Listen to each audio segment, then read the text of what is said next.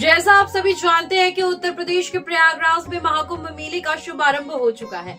इस बार इसकी शुरुआत 13 जनवरी पोष पूर्णिमा के दिन से हुई है। वहीं इसका समापन 26 फरवरी 2025 को होगा। इस पावन मेले में लोग गंगा स्नान समेत कई पूजा अनुष्ठान करते हैं। इसके साथ ही कुछ लोग त्रिवेणी तट से गंगा जल भी लेकर जाते हैं, जिसकी अपनी एक महिमा है।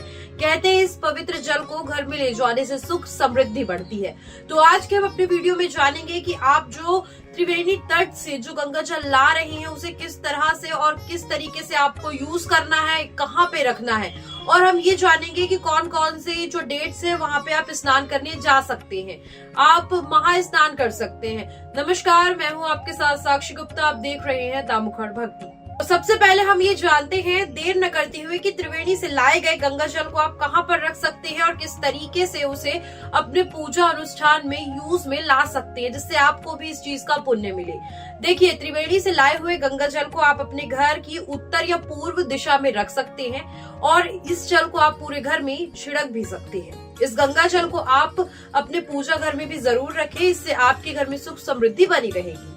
जल में मिलाकर आप इससे स्नान भी कर सकते हैं। एक सबसे ज्यादा इम्पोर्टेंट चीज, अगर आपके घर में या फिर आप ही किसी परिस्थिति या कारणवश वहां पर नहीं जा सकते, आपके पहचान का या परिचित व्यक्ति कोई वहां जा रहा है, तो आप वहां से उनसे जल मंगवा कर अपने घर में पानी में उसे नॉर्मल पानी या नॉर्मल जल में उसे मिलाकर आप उसे स्नान कर सकते हैं। इससे आपको उतना ही पुण्य मिलेगा जितना आपको संगम स्नान पर जाकर मिलेगा।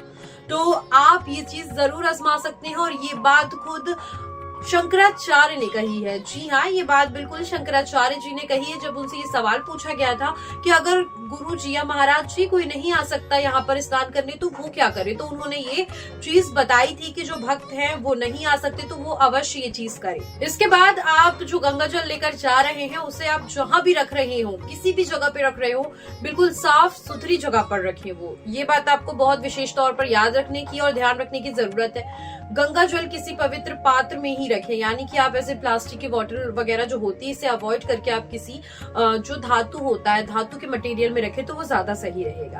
तो ये थी कि आप गंगा जल को कैसे रख सकते हैं और कैसे इसका पुण्य प्राप्त कर सकते हैं। अब हम जानते हैं कि शाही स्नान की जो शाही स्नान है वो कौन कौन सी तिथियों और कौन कौन से समय पर है।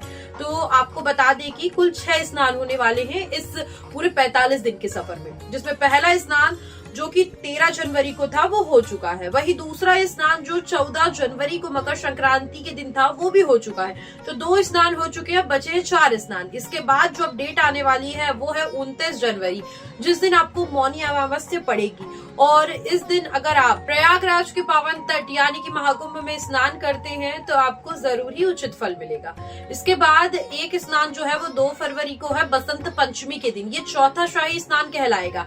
इसके अलावा आखिरी के 2 शाही स्नान, एक 12 फरवरी को है जो कि माघ पूर्णिमा के दिन, और 26 जनवरी जो कि महाशिवरात्रि के दिन आयोजित होगा। माना जाता है कि शाही स्नान में भाग लेने से मोक्ष की प्राप्ति होती है। इसके साथ ही जीवन में खुशहाली आती है। खुद देवताओं ने और खुद पुराणों में ये वर्णन किया गया है, अगर कोई महाकुंभ के इस पावन अवसर पर स्नान करता है तो उसे अमृत के समान पुण्य मिलता है और उसे मोक्ष प्राप्त होता है।